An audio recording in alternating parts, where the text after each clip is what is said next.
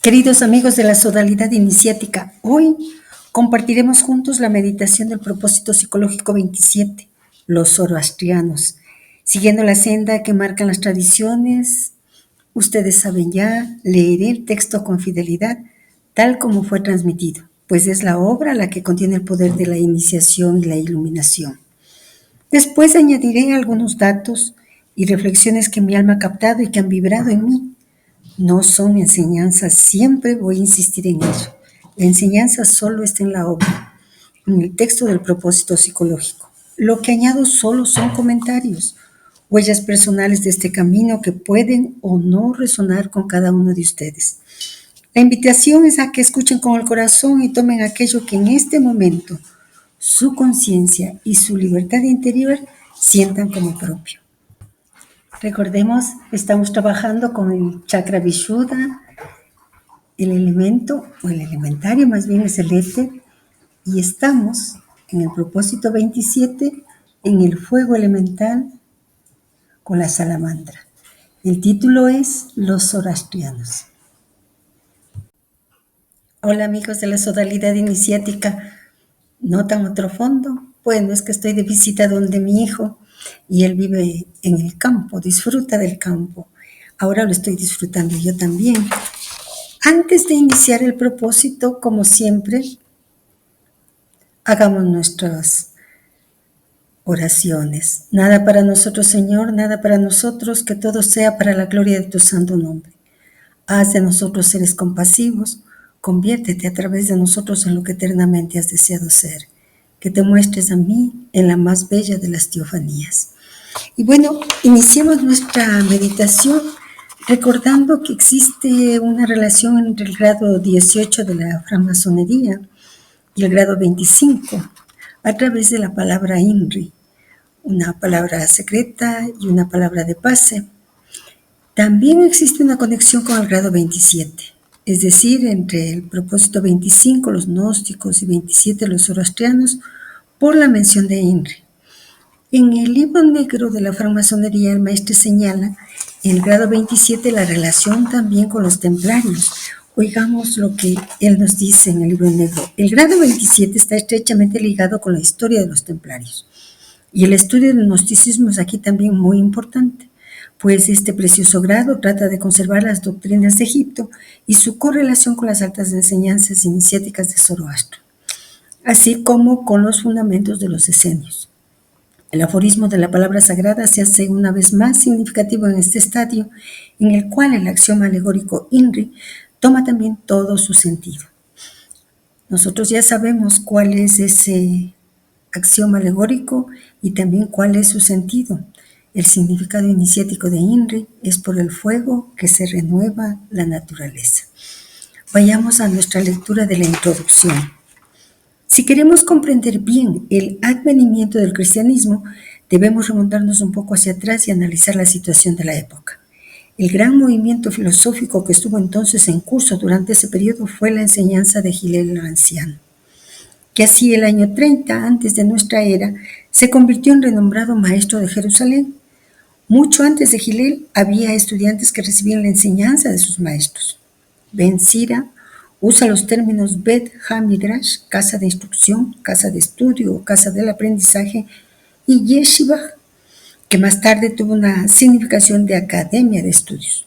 También puede ser considerado como escuela o academia de estudios rabínicos. Esto podía tener el valor de escuela esotérica y de colegio iniciático. Por otro lado, en relación con Hillel, las fuentes serias de información hablan de una verdadera comunidad de discípulos, es decir, del uso que hace un maestro de los acontecimientos de cada día como base de una conversación de importancia religiosa o ética, o para intentar resaltar el saber de la Torá en el círculo inmediato de discípulos, como una expresión de amor para sus hermanos los hombres. Hillel reconocía 30 verdaderos discípulos entre sus alumnos, como Moisés, que enumeraba solamente aquellos que tenían el don de la profecía. En cuanto a Josué, contaba 30 capaces de milagros y 20 discípulos medios, según la Suká 28. Es posible que Hillel, que estaba naturalmente inclinado hacia el hasidismo, cultivase conscientemente la forma religiosa hasídica en Jerusalén, a fin de contrabalancear el exceso que tenía la secta del Ahabad Gesed. El hasidismo primitivo que florecía ya en el siglo IV antes de nuestra era encuentra su vía en la orden de los esenios. Por otra parte, se puede decir que entre los fariseos y otros grupos emparentados, lo que importaba era cultivar el antiguo ideal Gesed, y en eso ellos seguían seguramente el ejemplo, quizás aplicándolo mal, de la fraternidad del Mar Muerto. El término hebreo Gesed tiene algunas variantes en su significación cuando es traducido a nuestras lenguas modernas: misericordia, bondad, constancia, resolución, amor, etc. Así, es preferible dejarlo en su forma de origen. Notemos al pasar que la forma adjetivada es Hasid, en plural Hasidim, y significa a menudo piadoso en sentido religioso. José, hijo de Joezer, descrito como el Hasid en el sacerdocio, es considerado como el último de la larga cadena de maestros que estudian la Torá como Moisés, pero desde ese momento la Torá no fue más estudiada de esa manera. Esa crisis de la tradición talmúdica fue remediada con la aparición de Hillel, el anciano.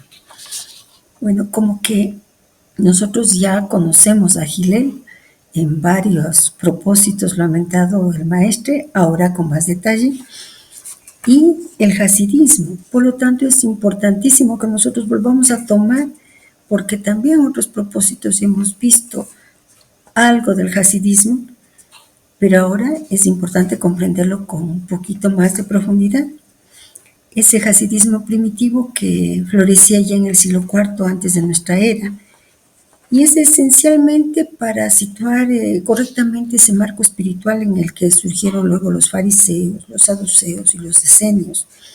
Veamos esto desde una mirada histórica, pero desde una mirada esotérica, como nos invita el maestro a realizar. El origen del hasidismo primitivo. El término hasid proviene de gesed, que significa piedad, bondad amorosa, misericordia, fidelidad o devoción. Así, los hasidim eran literalmente los piadosos, hombres y mujeres dedicados a vivir en profunda fidelidad a Dios, más allá de la mera observancia legal.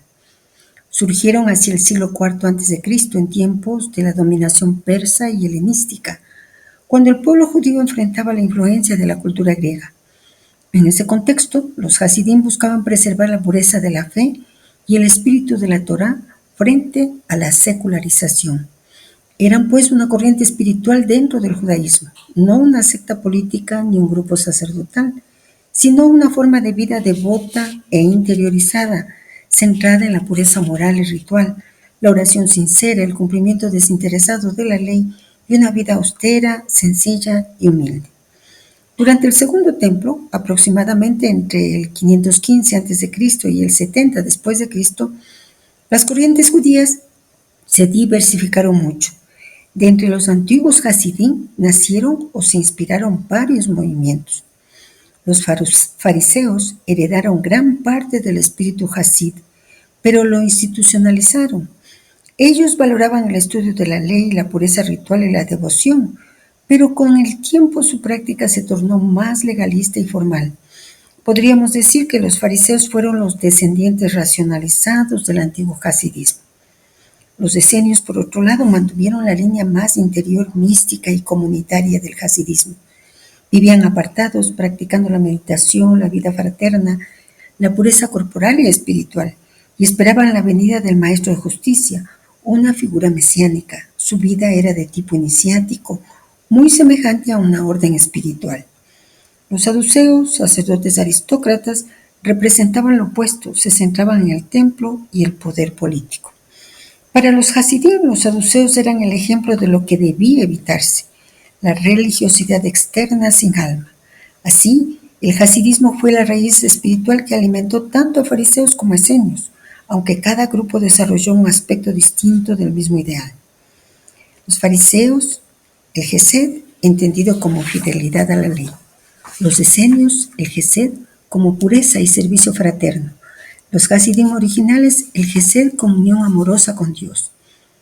Desde la óptica del maestre, cuando nos dice el hasidismo primitivo encuentra su vía en la orden de los esenios, nos quiere decir que el impulso místico y amoroso del gesed se preservó en las comunidades esenias del Mar Muerto, donde se practicaba, como ya sabemos, la disciplina interior, la meditación y el servicio silencioso.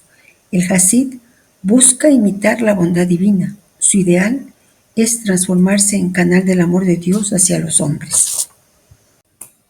Hay algo muy importante que nos dice el maestro. En una frasecita, Hillel reconocía 30 verdaderos discípulos entre sus alumnos, como Moisés, que enumeraba solamente a aquellos que tenían el don de la profecía. En cuanto a Josué, contaba 30 capaces de milagros y 20 discípulos medios, según la Suca 28. ¿Qué encierra esta mención? En esta pequeña mención de Hillel, Moisés y Josué, se enseña una enseñanza completa del discipulado interior. Por eso es necesario detenernos y mirarla y escucharla con mayor detenimiento.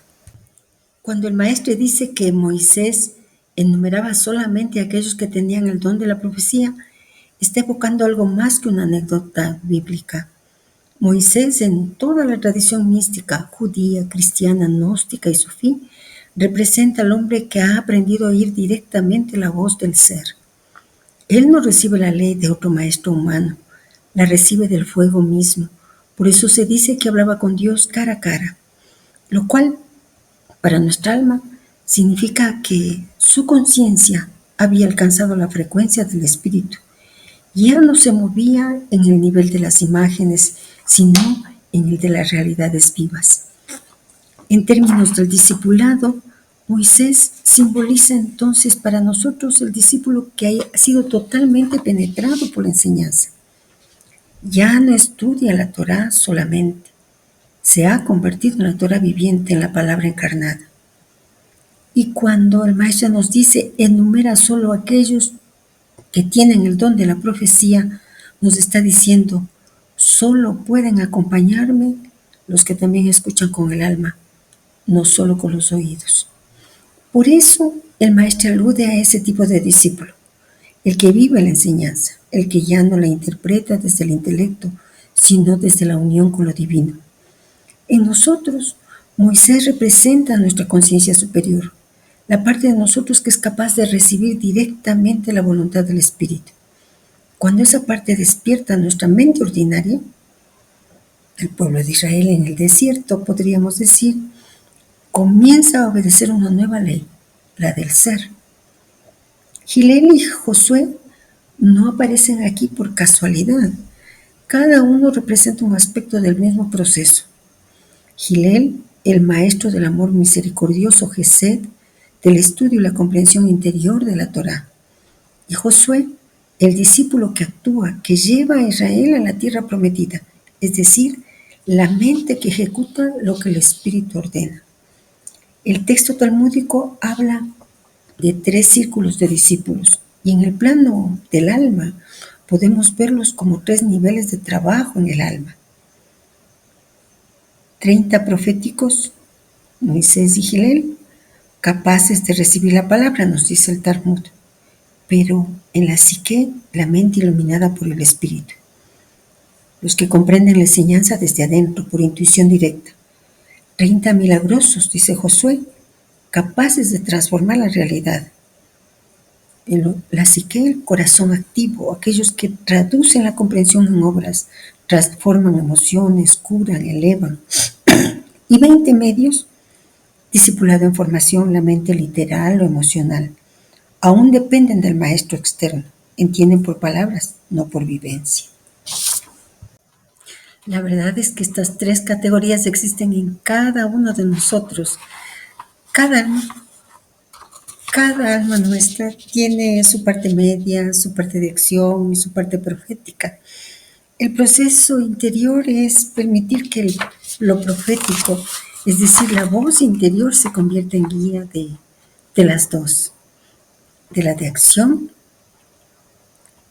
y de esa parte media. El maestro, al citar esta división, está hablando del camino del alma hacia su propio Moisés interno. Primero somos los medios que aprendemos por estudio, por un maestro que nos guía. Luego somos los milagrosos que comenzamos a transformar lo aprendido en vivencia Y finalmente, cuando la enseñanza se hace carne en nosotros, nos convertimos en los proféticos, la voz del Espíritu hablándonos desde adentro. Luego hay otro párrafo que nosotros debemos detenernos. El maestro habla de José, el hijo de Joezer, descrito como el Hasid en el sacerdocio. Es considerado como el último de la larga cadena de maestros que estudiaban la Torá como Moisés, pero desde ese momento la Torá no fue más estudiada de esa manera. Esa crisis de la tradición talmúdica fue remediada con la aparición de Hillel el anciano. ¿A quién se refiere? El maestro está aludiendo a José ben Joezer, por lo tanto José hijo de Joezer, que ha sido una figura histórica y espiritual real dentro del judaísmo y la está colocando en un punto muy interesante, es el punto de transición entre la sabiduría antigua y el nuevo modo de comprender la Torá. Veamos con precisión a quién se refiere y qué representa, porque eso va a hablar a nuestra alma. ¿Quién fue José ben Joezer? Vivió en el siglo II a.C. Fue uno de los primeros pares o duplas de sabios que encabezaron el Sanedrín, junto con José ben Johanán de Jerusalén. Su época corresponde aproximadamente al periodo inmediatamente posterior a los macabeos, en los comienzos del judaísmo fariseo organizado. Las fuentes talmúdicas lo recuerdan como José ben Joezer el piadoso, el Hasid, el hombre de Sereda. Era sacerdote, sabio y maestro de la Torá, conocido por su pureza, humildad y espíritu de santidad, cualidades que lo hicieron merecedor del título de Hasid, el piadoso, el devoto, aquel que vivía el Gesed en plenitud. La frase que el maestro cita, proveniente del tratado Temur, a quien se ve del Talmud, tiene una resonancia profunda. Desde José ben Joezer, la Torá no fue más estudiada como en tiempos de Moisés. Esto significa que con él se cerró un ciclo de comprensión viva, directa y espiritual de la ley. Después de José ben Joezer, el estudio de la Torá se volvió cada vez más intelectual, analítico y jurídico, perdiendo en parte el contacto con la sabiduría interior que la inspiraba. En otras palabras, nosotros podemos decir, antes la Torá se estudiaba como Moisés, es decir, con experiencia directa del Espíritu Divino, con intuición y visión interior. Después, el estudio se volvió más exegético y formal, basado en comentarios y discusiones rabínicas. Por eso, el maestro lo menciona como el último de la larga cadena de maestros que conservaban la gnosis interior del judaísmo antiguo. Su papel en la transición espiritual representa en el lenguaje simbólico del maestro el final del ciclo mosaico, es decir, de la transmisión de la sabiduría en forma viviente y profética. El preludio de la era de los fariseos, cuando el conocimiento se vuelve más racional, más discursivo, más mental. En otras palabras, él es el puente entre la tradición esotérica y la exegética, entre la luz revelada y la luz interpretada. Por eso el maestro dice que esa crisis de la tradición talmúdica fue remediada con la aparición de Hillel el anciano. Hillel no restauró la antigua manera de estudiar como Moisés, pero sí rescató el espíritu de amor, compasión y apertura, devolviendo a la ley un tono humano y fraterno, más cercano al Gesed. En términos iniciáticos, nosotros podríamos decir que José ben Joezer fue el último guardián de la sabiduría mosaica interior. Cuando el maestro lo menciona y nos señala que tenía como título el Hasid, lo hace como siempre en su enseñanza, para señalarnos un estado del alma y una actitud interior que nosotros debemos asumir ante la sabiduría. Por ello, tratemos de hacer una pequeña meditación sobre todo esto y estos personajes que el maestro ha mentado. El Hasid, como símbolo del alma devota, representa en nosotros el amor por lo divino más allá del dogma. La humildad del discípulo interior que estudia no para saber más, sino para ser más. La pureza de intención donde el conocimiento se vuelve oración, contemplación y servicio.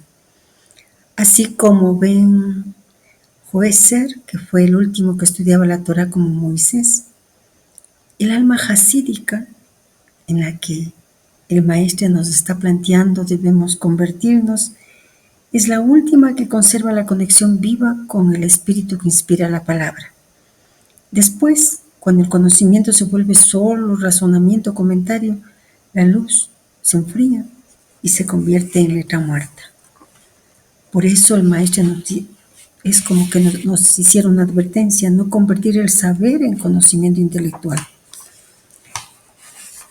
Y es uno de los grandes avisos psicológicos que el maestro hace, porque hay que establecer la diferencia entre saber, del viejo axioma hermético, y conocer, entre la sabiduría viva del corazón y la erudición de la mente.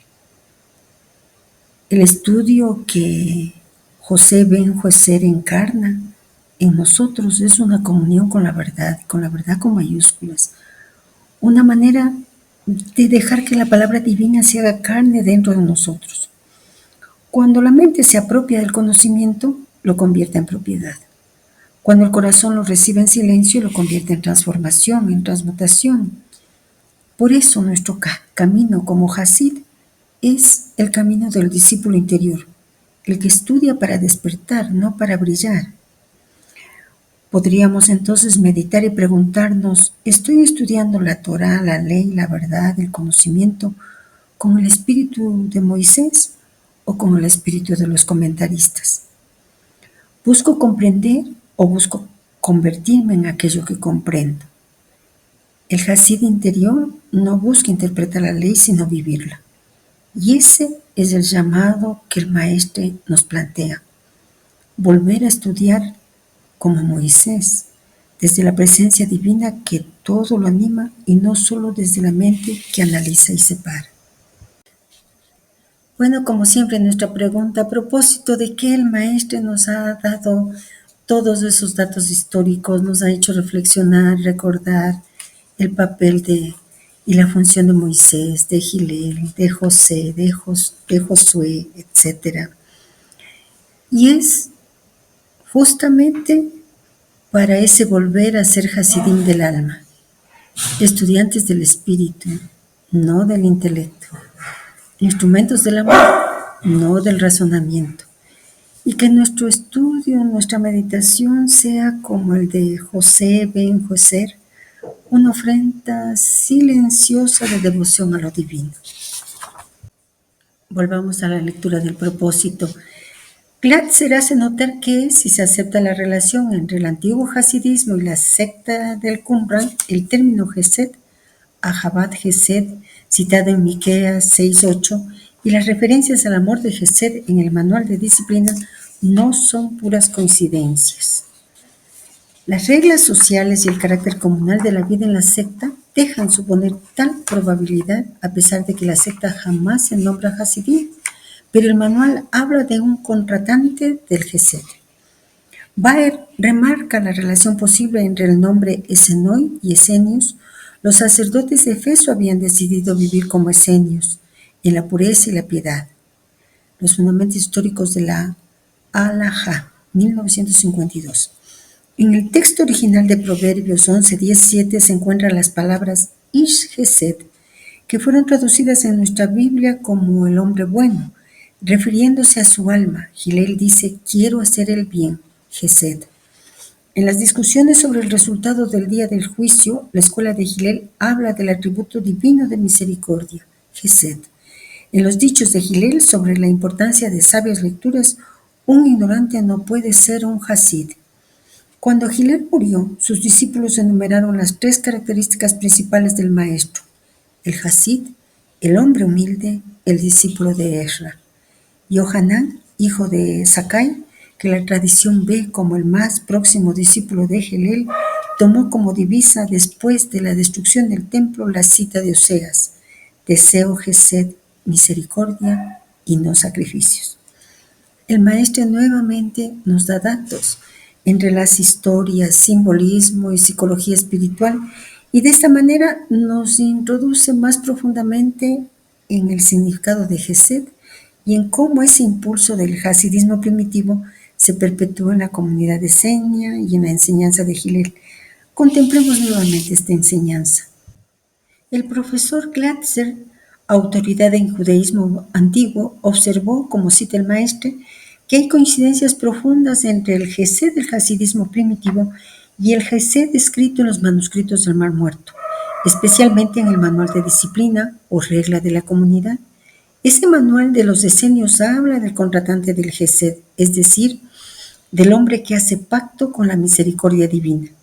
Esto revela que para ellos el Gesed no era solo una virtud moral, sino una alianza viva con la energía del amor divino, una fidelidad activa hacia la bondad de Dios, de modo que aunque los esenios no se llamasen Hasidim, vivían el mismo espíritu, pureza, comunidad, servicio, misericordia.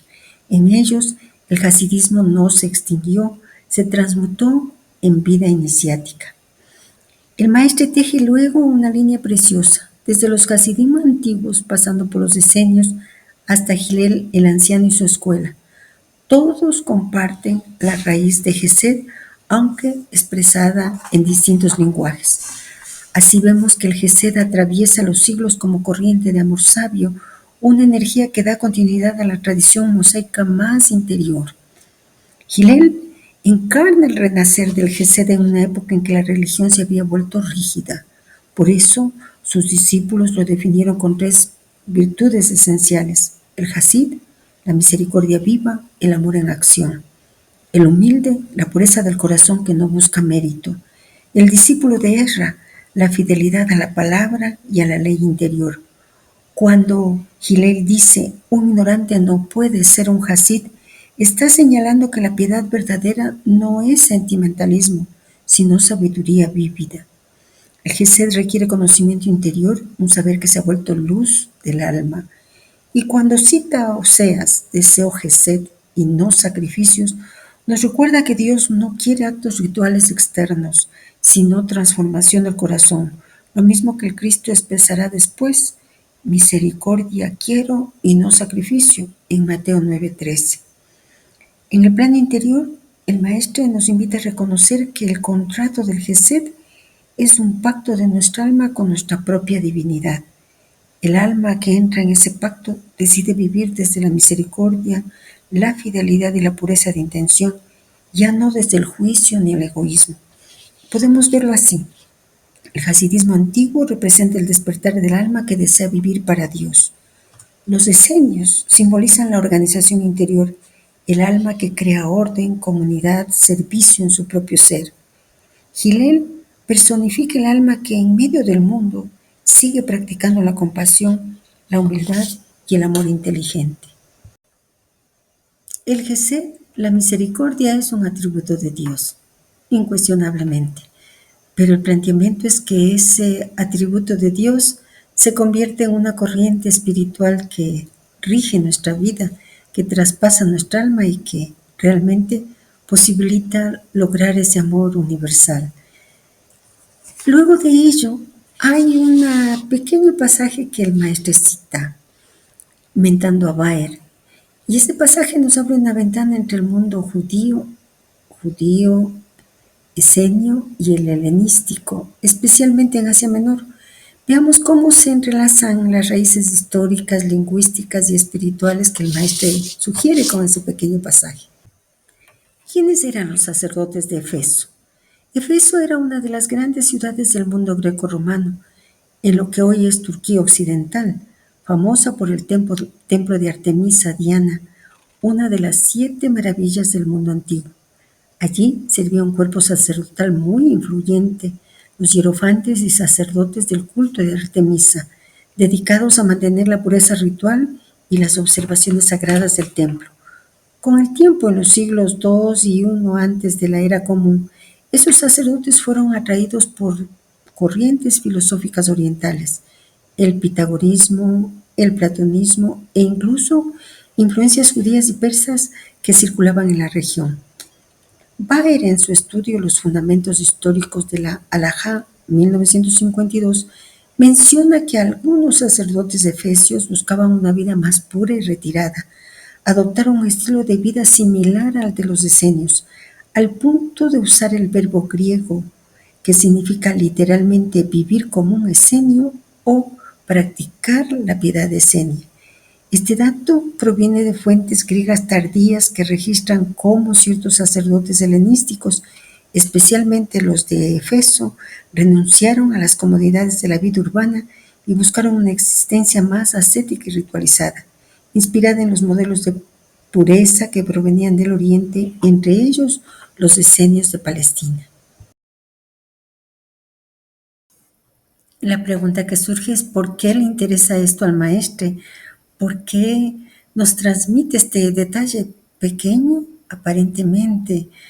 Porque realmente el maestre, como siempre, no busca un detalle histórico aislado. Él ve en esa mención de Baer una resonancia universal. Los ideales esenios, pureza, vida comunitaria, desapego, piedad interior, trascendieron el ámbito judío y fueron reconocidos incluso por sacerdotes paganos, entre comillas, como un camino hacia la santidad. Cuando Baer dice que los sacerdotes de Efeso decidieron vivir como esenios, nos está mostrando que el nombre esenoi, esenios, se había convertido en sinónimo de vida santa, de pureza espiritual. El maestro lo incluye aquí para reforzar la idea de que el hasidismo primitivo y los esenios pertenecen a una misma corriente universal de pureza del alma, anterior al cristianismo, pero que preparó su advenimiento. Y para nuestra alma simboliza esa transformación del alma intelectual, Efeso, a esa alma mística, Esenio. Volvamos a la lectura del propósito. Glatzer, en su artículo Gilel, el anciano, a la luz de los pergaminos del Mar Muerto, llama la atención sobre el hecho de que el maestro de la rectitud es mirado como el hombre a quien Dios ha dado un corazón para interpretar todas las palabras de sus servidores, los profetas. Dios le ha hecho conocer todos los secretos, los misterios de las palabras de los profetas.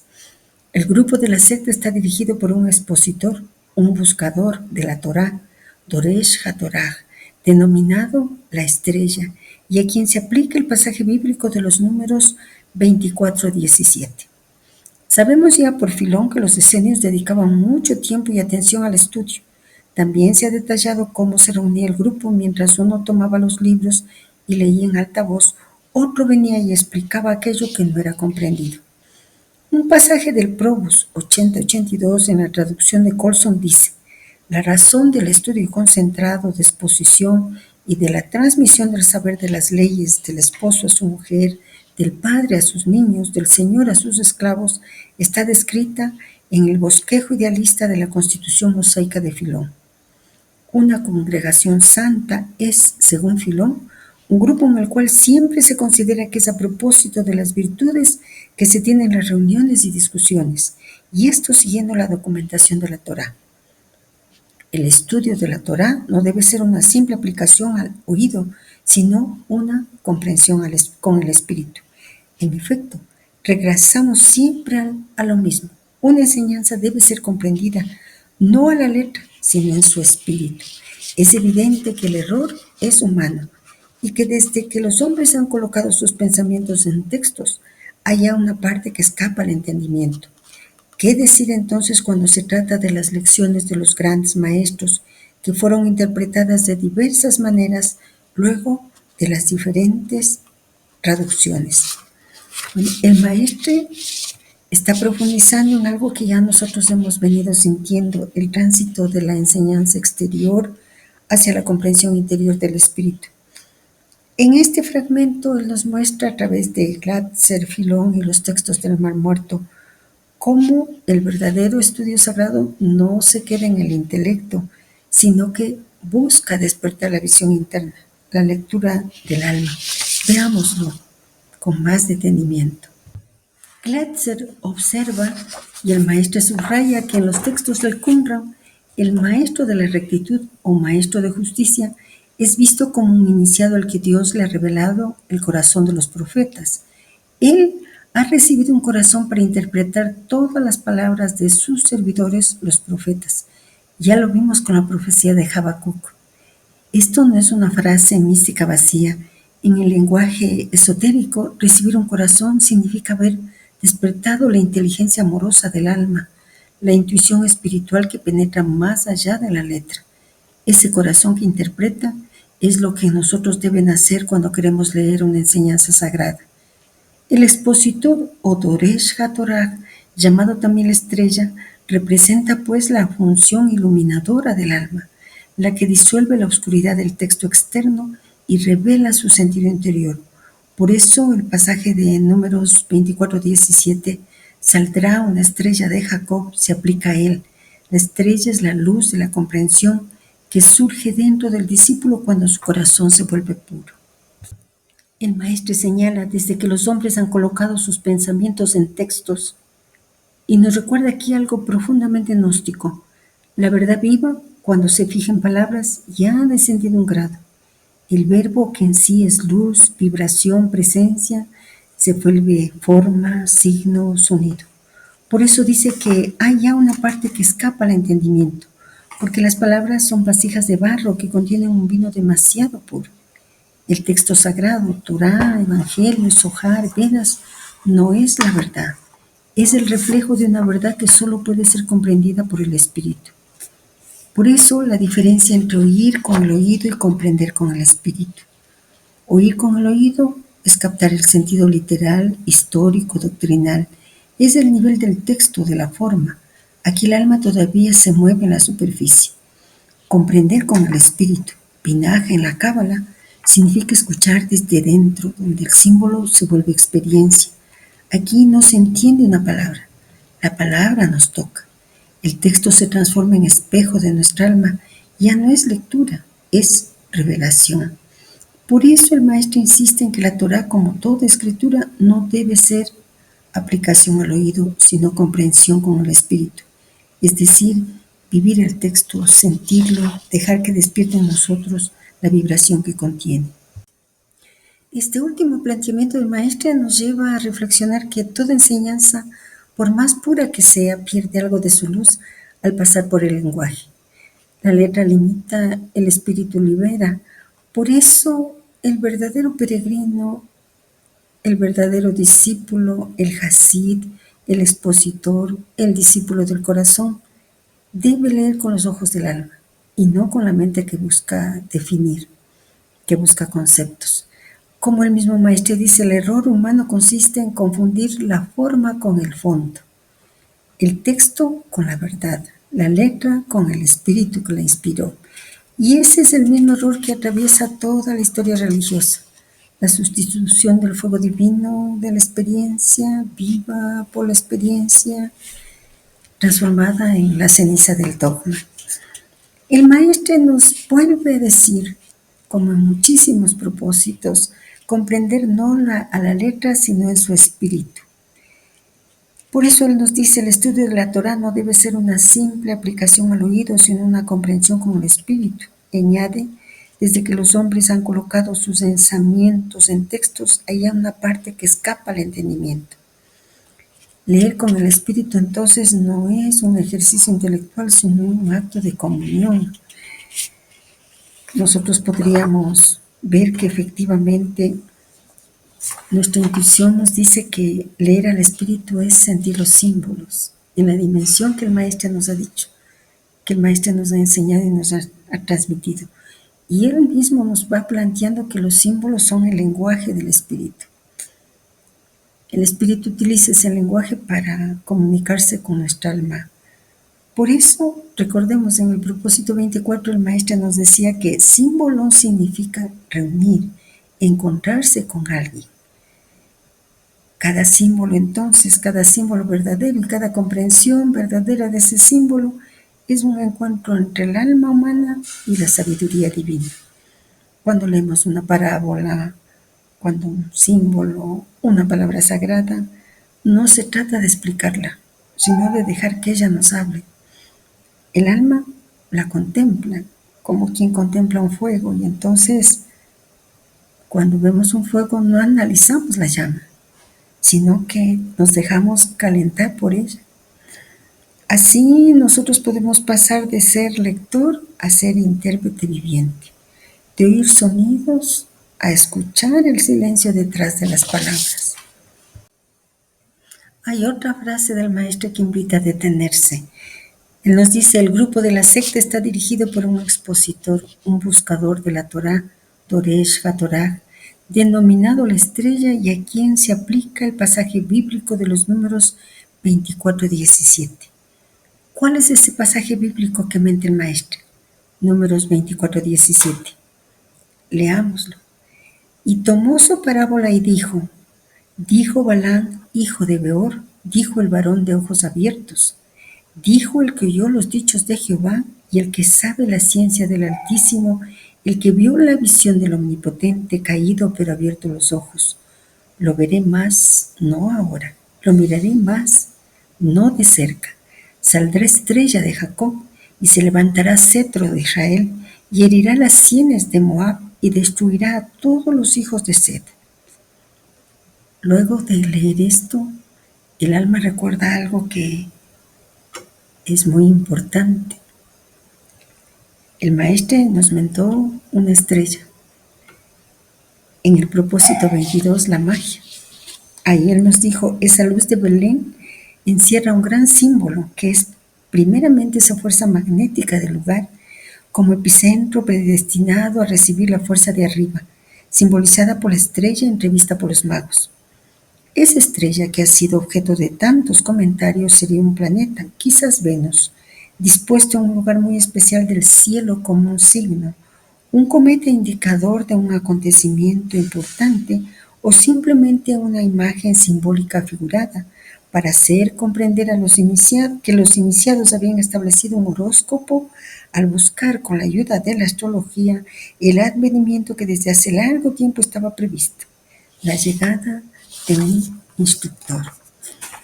Y todo eso, nosotros podemos relacionarlo entonces uniendo lo de Balaam, lo de la estrella de Belén, relacionar Balaam, Belén, los tres magos y el maestro de justicia. Es cierto que he pensado mucho en contarles esto que voy a hacerlo, pero ya no tengo dudas, tengo que hacerlo. Vamos a escuchar. En el 2020, con Víctor Madrid, nuestro amigo de la sodalidad iniciática, hicimos una lectura sobre esta profecía de Balaam y la estrella. Habíamos calculado que de 1948 al 2020 habían transcurrido 72 años. Se pasaba de la edad de Acuario a la era de Acuario. El acontecimiento celeste que lo confirmó fue la conjunción Saturno-Júpiter del 20 o 21 de diciembre del 2020. Para llegar a ello, encontramos otra estrella. El maestro la había insertado en el gran mensaje 2. Víctor decía, Balaam tiene importancia extraordinaria, aunque Pedro lo llama falso profeta, pues era un profeta mesopotámico de Shtar. Balaam está muy cerca de Belén fonéticamente. Tenemos estrella y cetro en la profecía de Balaam. Veamos los valores de estas dos palabras, tanto valor geométrico como valor esotérico.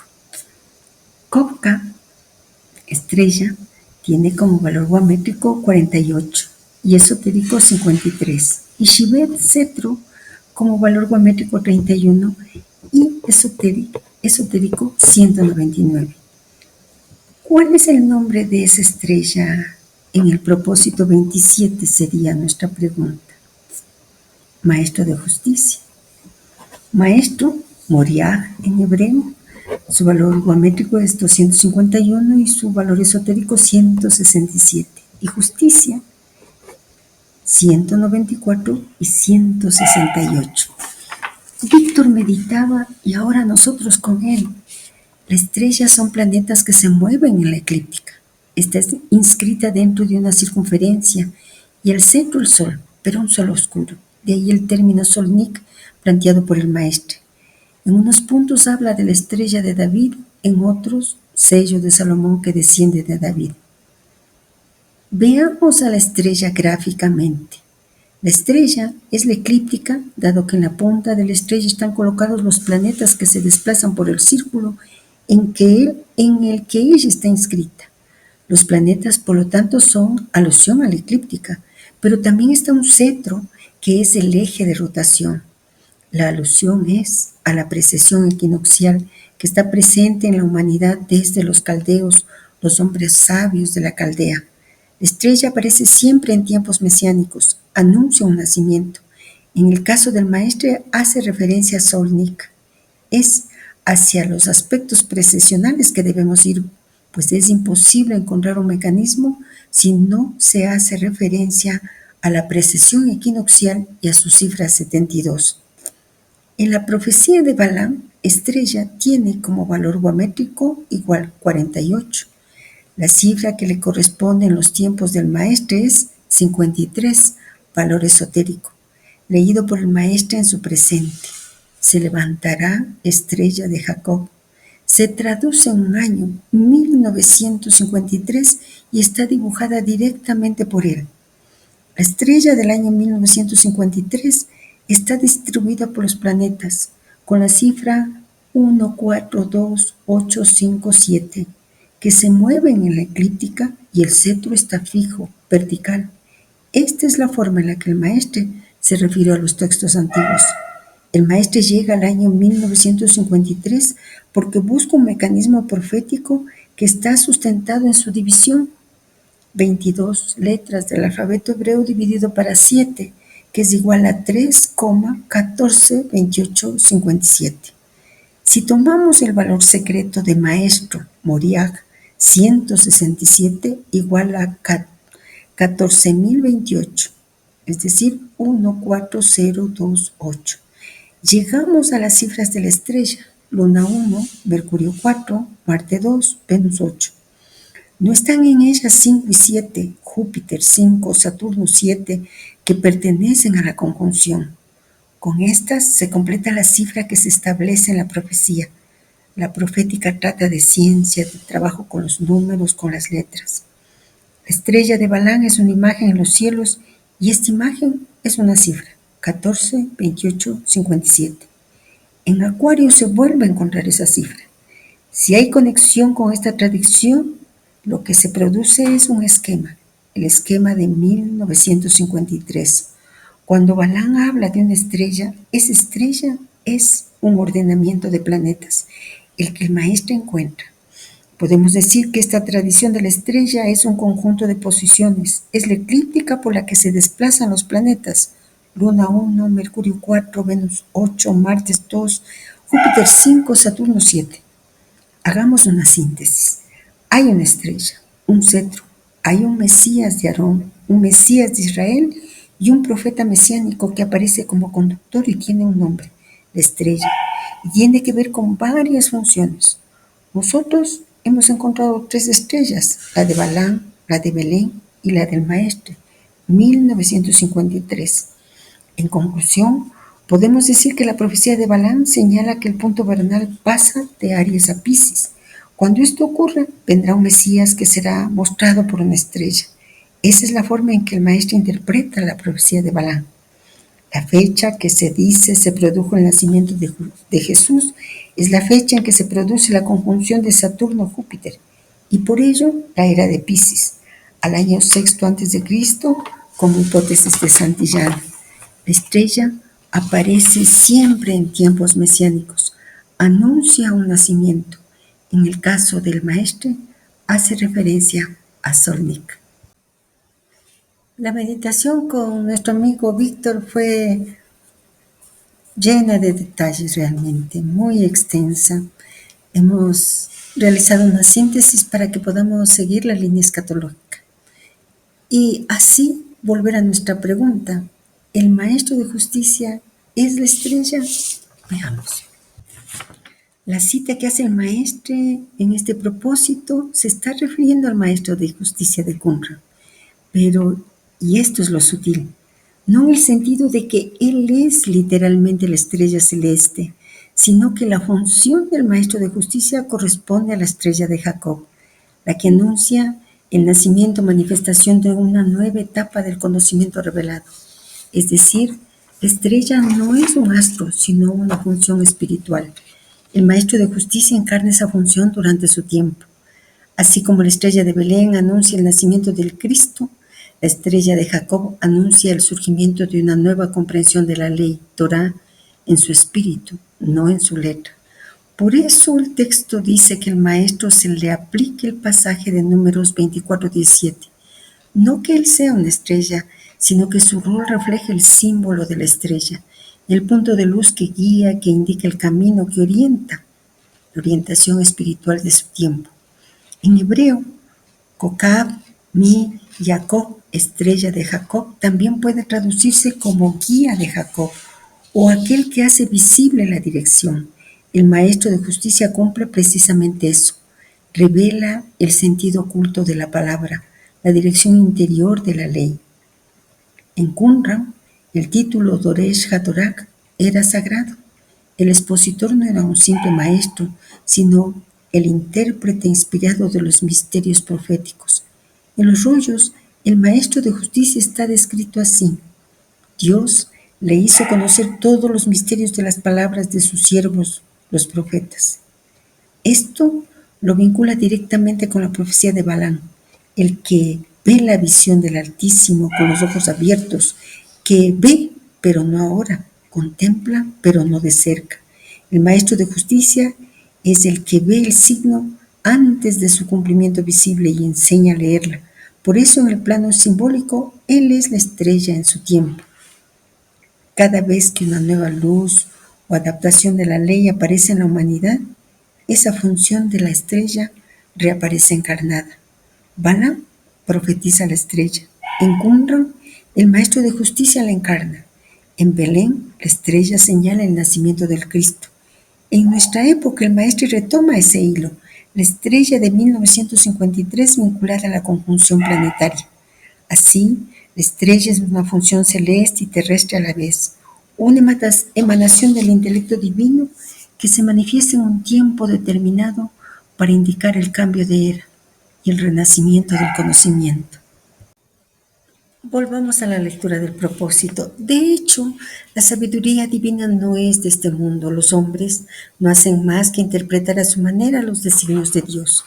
Como también lo dice René Aliau, la sapiencia divina es anterior a la creación. Ella representa pues lo originalmente puro y para el ser creado manifiesta la virginidad misma de lo desconocido, la incógnita, que es el pensamiento de Dios.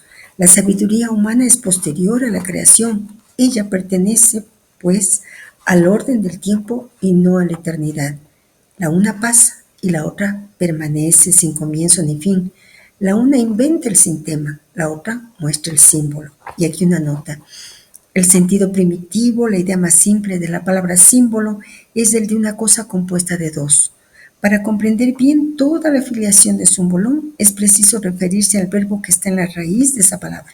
A, zumbalien, igual a reunir, juntar. B, zumbalien y zumbalestai, igual a encontrarse con alguien, hallarse, tratarse con alguien. C, comparar su pensamiento con un caso presente, hacer conjeturas, buscar penetrar alguna cosa enigmática. Y cierra la nota. Hemos tenido ya la ocasión de citar a ese autor de la naturaleza de los símbolos, que define el nombre de símbolo como debiendo ser reservado a los signos reconocidos como sagrados por una iglesia o por una tradición religiosa. El nombre de sintema debe ser reservado a los signos convencionales por intermedio de los cuales los hombres establecen un lazo mutuo, sea entre ellos, sea entre una idea y una cosa o una acción, sea entre puntos de la extensión o entre momentos de la duración o entre las cosas sobre las cuales ellas operan. Efectivamente, recordemos que en el propósito 24 el maestro ya nos presentó a René Aliau. Ahora que vuelve a mentarlo es como que si nos pidiera meditar más profundamente sobre este punto tan sutil. Tanto el pasaje del propósito 24 como el de este propósito se iluminan mutuamente porque lo que el maestro expone aquí, citando a René Aliau, es uno de los núcleos más elevados del pensamiento iniciático. La diferencia y a la vez la relación entre la sabiduría divina, sapiencia, y la sabiduría humana, filosofía. Vamos a dejar que el alma vuelva a acordarse y vuelva a vibrar con esta diferencia. El maestro, siguiendo a René Aliaga, nos muestra que existen dos órdenes de sabiduría: la sapiencia divina, Sofía, que es anterior al tiempo y a toda manifestación. No es conocimiento, porque el conocimiento necesita un objeto y un sujeto. La sapiencia divina es el estado en que todo está aún en unidad, antes de que haya separación, antes de que haya yo que observa y mundo que sea observado. Por eso dice que es virginidad de lo desconocido, pura potencialidad, aún no tocada por la dualidad. Es la sabiduría que Dios se da a sí mismo, el silencio donde el verbo está contenido. Cuando Leo dice que esta sabiduría es anterior a la creación, está recordando lo que en la Cábala se llama Josma, la sabiduría primera que brota de la Insob, el infinito, y da nacimiento al mundo. Esta sabiduría divina no se puede estudiar, solo recibir, como una irradiación. En nuestro trabajo interior se hace presente cuando cesa el pensar, cuando la mente se vuelve transparente. Es revelación, no deducción. La sabiduría humana, nos recuerda el maestro, posterior a la creación. Nos dice, ella pertenece al orden del tiempo. La una pasa y la otra permanece. La una inventa el sintema, la otra muestra el símbolo. Esta es la sabiduría del hombre posterior a la caída en el tiempo. Aquí ya hay dualidad. El sujeto que busca entender, el objeto que debe ser comprendido.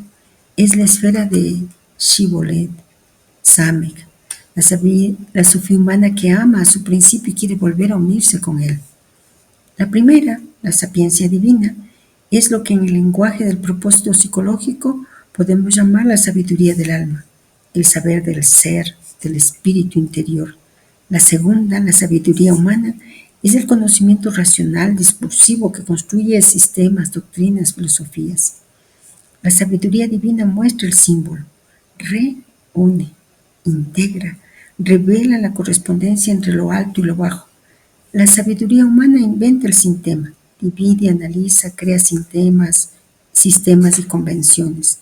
Es decir, la sabiduría humana es el esfuerzo del alma caída por reconstruir nuevamente el puente que une.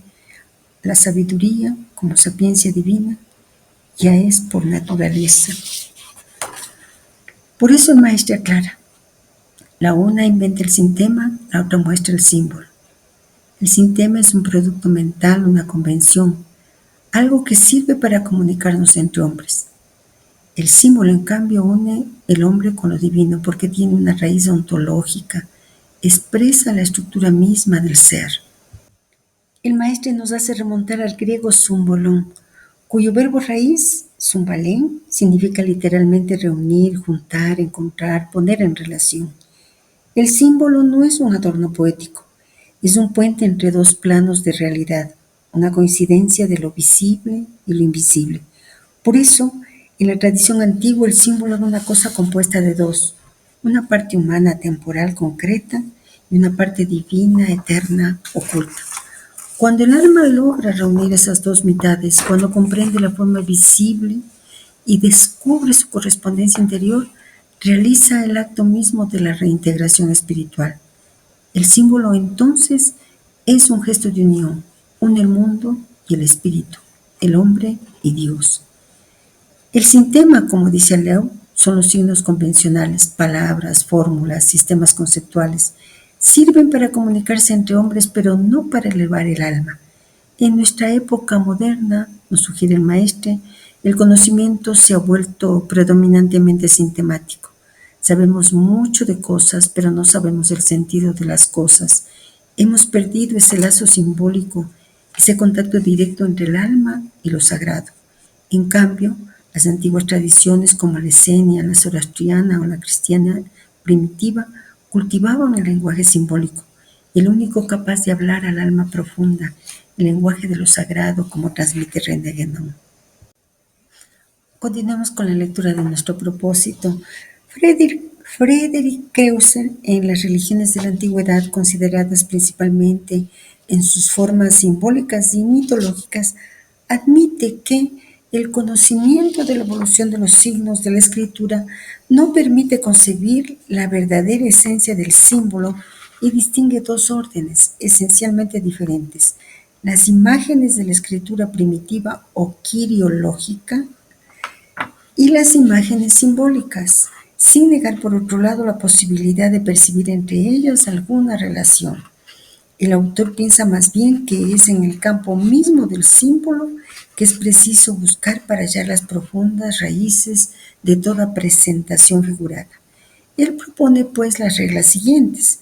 La lógica simbólica no debe ser mirada como una forma arbitraria, sino como una expresión natural, primitiva y necesaria de la inteligencia humana. En segundo lugar, aquello que nosotros llamamos imagen y figura no es otra cosa que la marca y el carácter de la forma de nuestro entendimiento. Es una necesidad, un yugo al cual no puede sustraerse el espíritu, ni aun el más exacto y riguroso. La imagen y la metáfora, en el sentido aristotélico, son los primeros elementos del lenguaje simbólico. Su carácter propio y común es el de juntar bajo un solo punto de vista, de expresar en una palabra varias propiedades de un mismo objeto, de manera que ellas se producen instantáneamente y a la vez, y que el alma coge en cierta manera de un solo golpe de vista. Dos ejemplos bastan para distinguir una imagen de una metáfora. Según Aristóteles, si se dice Aquiles se lanzó cual un león, se trata de una imagen, mientras que ese león se lanzó es una metáfora, ¿no? El maestre cita a Kreuzer, quien distingue que entre las imágenes de la escritura primitiva, que él llama representaciones quiriológicas, signos pictográficos, y las imágenes simbólicas que nacen no del dibujo, sino de la intuición espiritual, hace una afirmación fundamental. La lógica simbólica no debe ser mirada como una forma arbitraria, sino como una expresión natural, primitiva y necesaria de la inteligencia humana. ¿Qué significaría esto? Pues que el alma humana piensa naturalmente en símbolos. El símbolo no es invención, sino memoria del espíritu. Y recordemos la enseñanza de nuestro amigo René Guénon en uno de nuestros primeros propósitos. Él plantea con muchísimos detalles que los vimos, lo mismo que Kreuzer nos está diciendo. Y Kreuzer añade, la imagen y la metáfora son los primeros elementos del lenguaje simbólico. La imagen, es decir, la comparación, y la metáfora, es decir, la identificación, son, por tanto, puentes hacia ese sentido oculto. Son la manera en que el alma trata de expresar lo inefable. Y esto es maravilloso, maravilloso, porque lo que se está diciendo es que es una cualidad que nosotros tenemos, que debemos desenvolver. Volvamos al propósito nuevamente. Hay igualmente la parábola, pero para eso no podemos dejar de enviar al lector a la magnífica obra de Maurice Nicole, El Nuevo Hombre. Sin embargo, debemos citar los principios que este autor expone en su primer capítulo, El lenguaje de las parábolas. Todas las Sagradas Escrituras tienen un sentido interno y otro externo. Tras la literalidad de las palabras yace escondida otra gama de significaciones, otra forma de conocimiento. Según las más antiguas tradiciones, hubo una época en la que el hombre estaba en contacto con estos conocimientos y significados internos. Muchos de los relatos del Antiguo Testamento proporcionan un conocimiento diferente y tienen un significado muy distinto de aquel que se puede obtener leyéndolos al pie de la letra. Relatos como el arca de Noé, el del mayordomo y del panadero del faraón, el de la torre de Babel o el de Jacob, Esaú y el guiso de lentejas y muchos otros más, tienen un significado psicológico interno que está muy lejos del nivel de una comprensión literal. En los evangelios la parábola se utiliza de la misma manera. Muchas son las parábolas que se utilizan en los evangelios. Si las leemos al pie de la letra, vemos que aparentemente se refieren a viñas, padres de familia, mayordomos, hijos dispendiosos, aceite, agua, vinagre, semillas, sembradores, tierra y muchas otras cosas. Pero este es el nivel literal de su significado.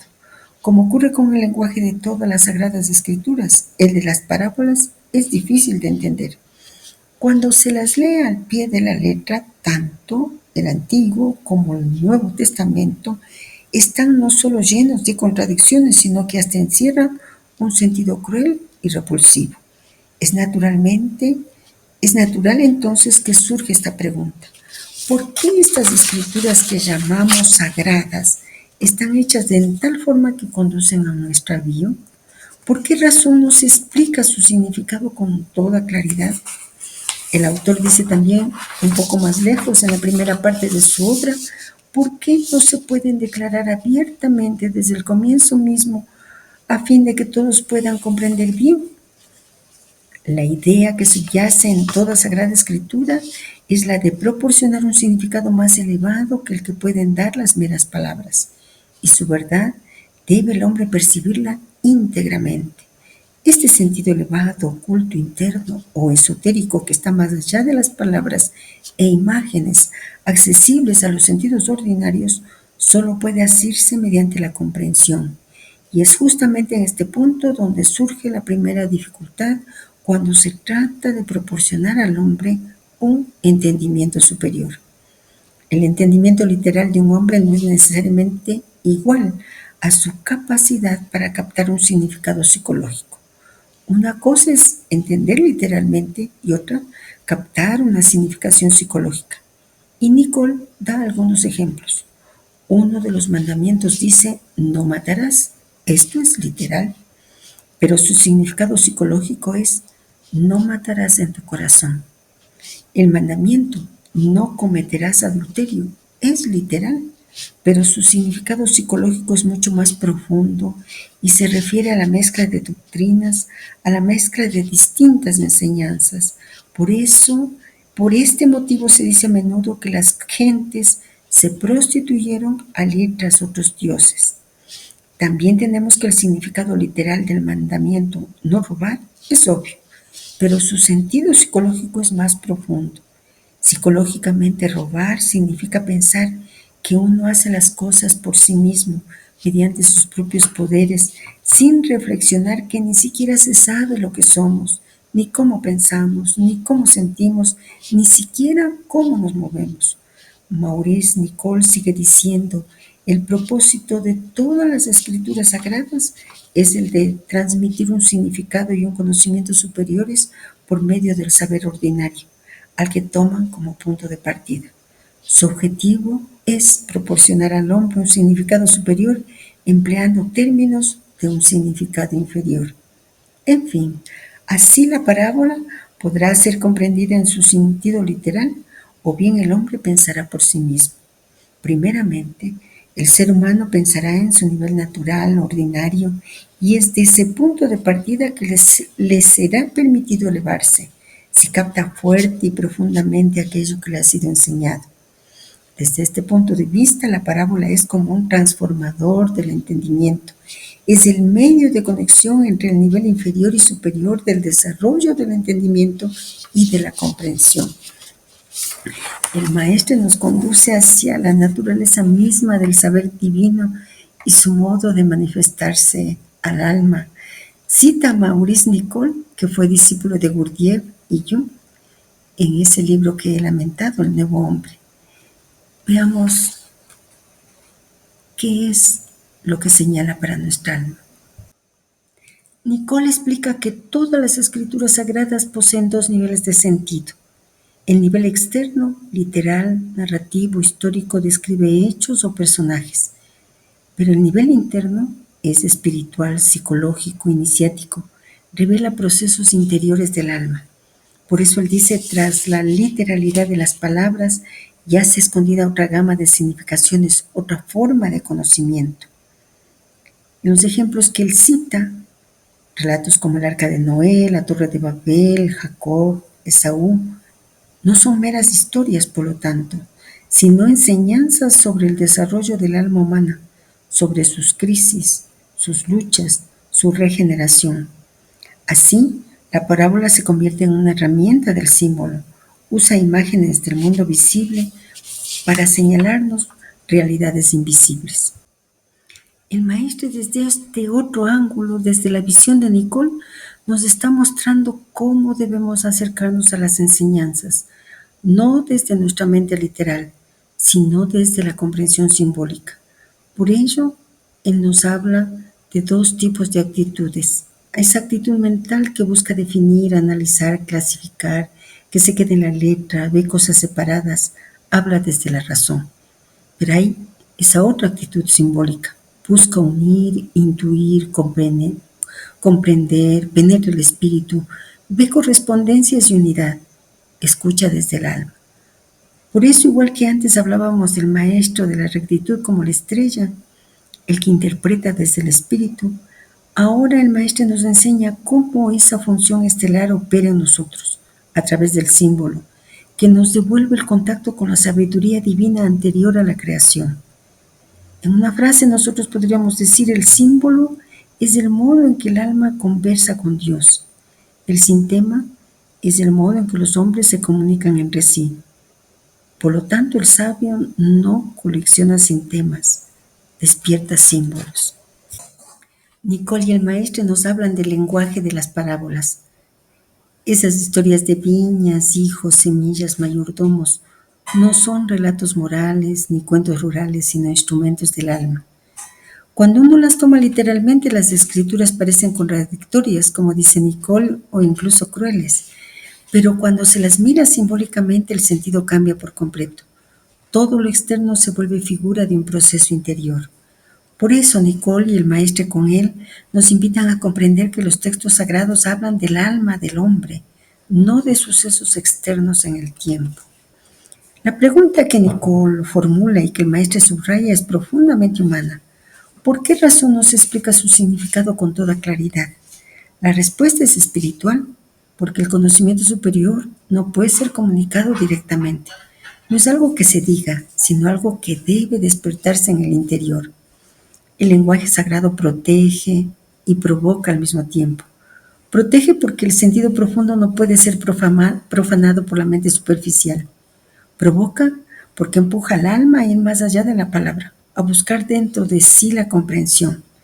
Así, los textos sagrados son cerrados al entendimiento literal, pero abiertos al corazón que intuye. No conducen al extravío, sino a la búsqueda, y esa búsqueda en sí misma es el principio de la transformación, de la transmutación. Nicole nos plantea algo trascendente. No solo que nos dice que las escrituras no hablan de historias, sino de psicología interior, de la transformación del alma, sino que nos lleva a los mandamientos. Nos habla que tienen un doble sentido, uno exterior, moral, social, y otro interior, psicológico y espiritual. Y nos da ejemplos. No matarás. El sentido literal, no quitar la vida a otro, pero en el sentido psicológico, no destruir en tu corazón, no aniquilar la posibilidad del bien en otro o en ti. No cometerás adulterio. El sentido literal sería no faltar a la fidelidad conyugal, pero en el sentido psicológico el maestro nos dice no mezclar enseñanzas, no contaminar la verdad con ideas inferiores o mundanas. No robarás, no tomar lo que no es tuyo sería el sentido literal, pero hay un sentido mucho más profundo. No atribuirte el mérito de la obra divina, no creer que haces por ti mismo lo que es la obra del ser. Cada mandamiento comprendido así se convierte en un acto de purificación del alma. Y eso mismo es el paso del entendimiento literal al psicológico, del conocimiento muerto al conocimiento viviente. El maestro subraya, siguiendo a Nicole, una idea preciosa. La parábola es como un transformador del entendimiento. ¿Qué es un transformador? Un transformador toma una corriente de un nivel y lo eleva a otro. Asimismo, la parábola recoge el pensamiento ordinario del hombre, hecho de imágenes, cosas, acciones, y lo eleva hacia ese significado interior que esas imágenes representan. El alma humana vive normalmente en el plano del pensamiento concreto. La parábola toma ese punto de partida, el nivel natural, y si el oyente escucha con el corazón, su entendimiento comienza a subir de frecuencia. El símbolo entonces transmuta el pensamiento en comprensión. Por eso el Cristo hablaba en parábolas, no para ocultar, sino para provocar la chispa de comprensión interior en aquellos que tienen oídos para oír. Se habrán dado cuenta de que soy bastante preguntona. Surge en el alma una pregunta y tengo que buscar los alimentos. Por lo tanto, el alma se ha preguntado por qué el maestro nos habla nuevamente de los símbolos. ¿No? Cada vez comprendemos más que ellos son el lenguaje de la sabiduría humana, pero también el puente entre el intelecto divino y nuestra alma humana. En el propósito 24, cuando citó a René Aleau, el maestre se centra en el símbolo como expresión del conocimiento tradicional, es decir, el símbolo como vehículo del espíritu, aquello que traduce lo inefable, lo eterno en una forma inteligible. Ahora, en este nuevo paso del propósito 27, vuelve el símbolo pero desde la experiencia del alma. Y por eso toma a Maurice Nicole, discípulo de Gurdjieff y Jung, que comprendió el símbolo no solo como un signo esotérico, sino como un instrumento de transformación interior. Tratemos de ver en una síntesis ese por qué el maestro nos habla nuevamente de los símbolos. En Alieu, el símbolo es cosmológico y metafísico. Une el cielo y la tierra, el principio y su manifestación. En Nicole, el símbolo es psicológico y operativo. Une la conciencia ordinaria con el alma, lo exterior con lo interior. Y por eso podemos decir que el maestro no está repitiendo un tema, sino elevándolo de plano. Pasa de la sabiduría divina objetivada en los símbolos universales a la sabiduría humana subjetivada en la comprensión interior del alma. Friedrich Krause es con él con quien el maestro completa un verdadero triángulo simbólico de la sabiduría. Podemos ver que el maestro reúne a los tres para mostrarnos el camino completo de la sabiduría. Con Aleau, el símbolo vuelve a su fuente divina, al principio que lo originó. Y con Krause, el símbolo nos está diciendo que es connatural a nuestra naturaleza, que es parte de nuestras cualidades y que por lo tanto vuelve a su fuente divina, al principio que lo originó. Y con Nicole, el símbolo se interioriza, el alma lo comprende en sí misma y despierta su propia luz. Así, el símbolo es el lenguaje universal del alma humana en sus tres momentos: revelación, tradición, comprensión. Volvamos a la lectura del propósito, pero regresemos a nuestra significación del símbolo. El abad Aubert, uno de los más sabios anticuarios franceses, autor de Historia y Teoría del Simbolismo Religioso antes y después del cristianismo, plantea el problema como sigue. Pero ante todo, ¿qué es un símbolo?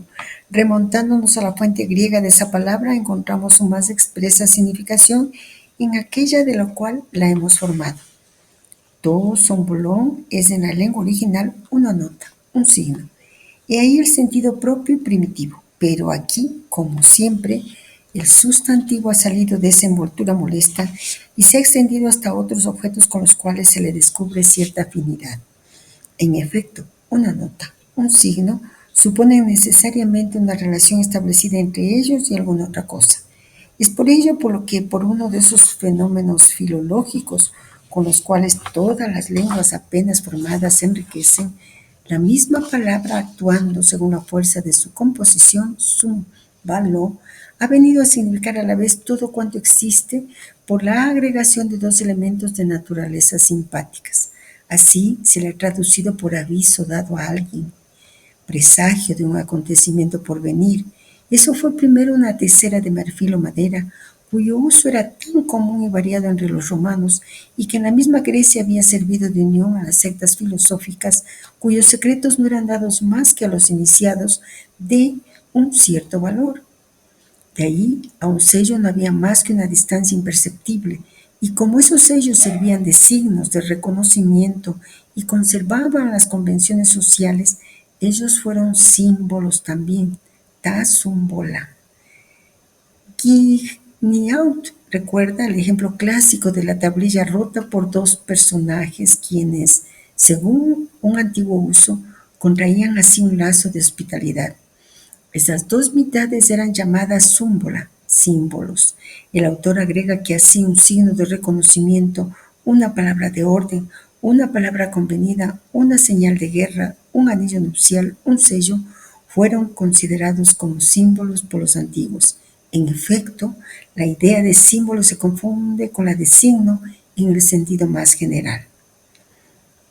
El erudito alemán Friedrich Kreuzer, después de haber establecido que explicar los símbolos y crear figuras simbólicas son dos funciones constantemente reunidas en la religión primitiva, muestra aún que los dioses han descendido sobre la tierra para instruir los mortales, según la creencia unánime de las tradiciones religiosas.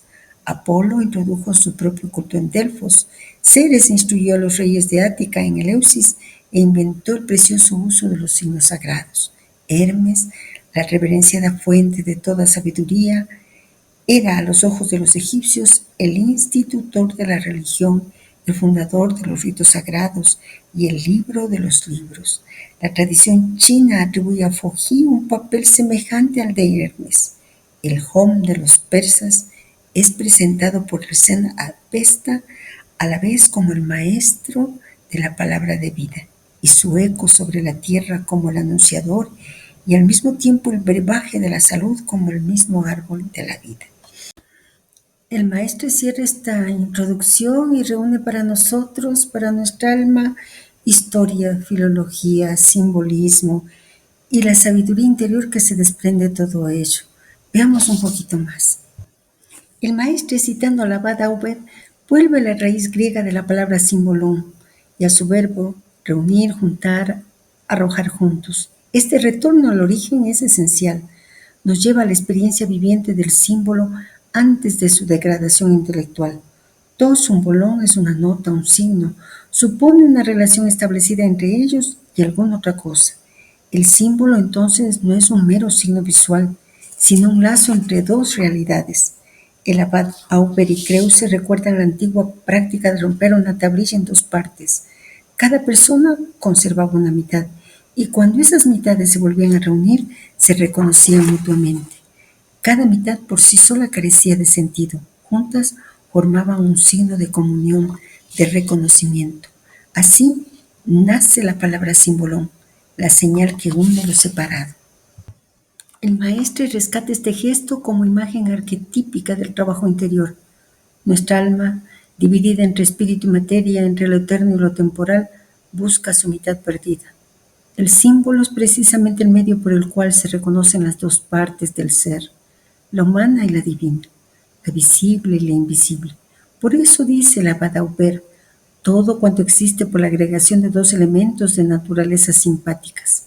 El símbolo une lo semejante en lo diferente, y ese acto de reunión, cuando ocurre dentro del alma, es la restauración del hombre original, el Adán primordial antes de la separación. Cada símbolo verdadero, un sello, un anillo, una palabra sagrada, una parábola, es, en el fondo, una llave para reunir lo disperso. En el plano psicológico, esto significa recuperar la unidad interior, el centro del ser, el contacto con lo eterno.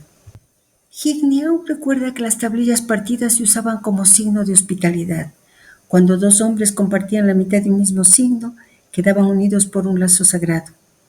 ¿No es esa precisamente la relación del alma con Dios? El alma lleva consigo una mitad del símbolo, la nostalgia de su origen, y la otra mitad permanece en el mundo espiritual, en el corazón del ser. El trabajo interior consiste en reunir esas dos mitades, hasta que el símbolo se complete y el alma reconozca su origen divino. Así, el símbolo se convierte en una forma de hospitalidad sagrada donde Dios y el hombre vuelven a encontrarse. El maestro concluye la introducción con una visión tomada de Friedrich Kreuzer, el gran hermeneuta de los mitos. Kreuzer dice que según todas las tradiciones los dioses descendieron a la tierra para instruir a los hombres y que el lenguaje de ese descenso fue el símbolo. Apolo introdujo su propio culto en Delfos, Ceres instruyó a los reyes de Ática en Eleusis e inventó el uso de los signos sagrados. Hermes era a los ojos de los egipcios el fundador de los ritos sagrados y el libro de los libros. Cada uno de estos nombres, Apolo, Ceres, Hermes, Foji, etc., representa una forma de la sabiduría divina encarnada. No son meros dioses míticos, sino principios de la luz que desciende para instruir al alma humana. El maestro termina esta introducción hablándonos de Homo. Nos dice: el Homo es presentado como el maestro de la palabra de vida, su eco sobre la tierra, el anunciador y al mismo tiempo el brebaje de la salud, como el mismo árbol de la vida. Así el maestro abre la puerta al tema central de este propósito 27, la tradición zoroastriana, que enseñó que la luz divina se comunica al mundo mediante el verbo viviente, el maestro de la palabra de vida. El Hom, equivalente al Ahoma, era una bebida sagrada, pero también un principio espiritual, el néctar de la inmortalidad, la savia del árbol de la vida, como nos dice el maestre, el logos que alimenta el alma. Pero antes de ingresar al tema central, les propongo con todo cariño que recordemos nuevamente lo que encierra la enseñanza de la obra. Ciertamente todo es a propósito de, pero es necesario considerar lo que hemos dicho ya varias veces. La literatura del maestro debe leerse como presente en un sentido de prescripción. Y esto especialmente en esta tercera docena de propósitos. Si bien los temas se refieren a investigaciones concretas, a descripciones de esas sodalidades, de esas comunidades, las descripciones funcionan como elemento o discurso a través del cual el maestro da instrucciones específicas, enseñanzas específicas. El criterio que le lleva a elegir ciertos pensamientos o ciertos autores estaría vinculado al sentido profético, pues se menciona el desarrollo de lo que se va a producir a partir de lo que él va presentando. Nosotros que hemos meditado la introducción podemos llevar al presente como ejemplos algunas menciones. Hillel, de quien el maestro ha señalado que estaba naturalmente inclinado hacia el hasidismo, movimiento que fue estudiado en el propósito 26, y cuyo nombre Schubert nos comentó que significa piadosos, bondadosos o píos, nos permite considerar que está dentro del grupo mesiánico apocalíptico. Una característica esencial de ese hasidismo primitivo, los fariseos y otros grupos emparentados, era cultivar el antiguo ideal Gesed. Podemos decir Ahavá, amor, Gesed, misericordia. Ese amor misericordioso, por lo tanto. Gesed como misericordia nos recuerda al árbol sefirótico con su columna de la derecha, la columna de la clemencia, de la misericordia, cuyo valor es 365, recordémoslo, y por lo tanto nos lleva a recordar la columna de la izquierda, la columna del rigor, cuyo valor es 248. Recordemos, antes de entrar a una meditación específica de esto que nos está planteando el maestro y que nos sugiere el maestro, que esas dos columnas son principios. En el propósito 25 meditamos en las columnas del templo: boas, fuerza, rigor, estructura, izquierda, y aquí estabilidad, misericordia, apertura, derecha. Estas columnas presentes en el templo de Salomón y en el árbol sefirótico simbolizan el umbral entre lo profano y lo sagrado, entre el mundo dual y la unidad divina. Representan fuerzas complementarias que deben equilibrarse para que el alma ascienda por el eje central, Malkut, Yesod, Tiferet, Dat, Keter. Esta estructura dual la encontramos en todas las tradiciones y todas ellas reconocen que el alma se mueve entre esos dos polos: expansión y contracción, luz y sombra, misericordia y juicio, y que el camino espiritual consiste en equilibrarlos conscientemente. La pregunta sería: ¿cómo equilibrarlos conscientemente?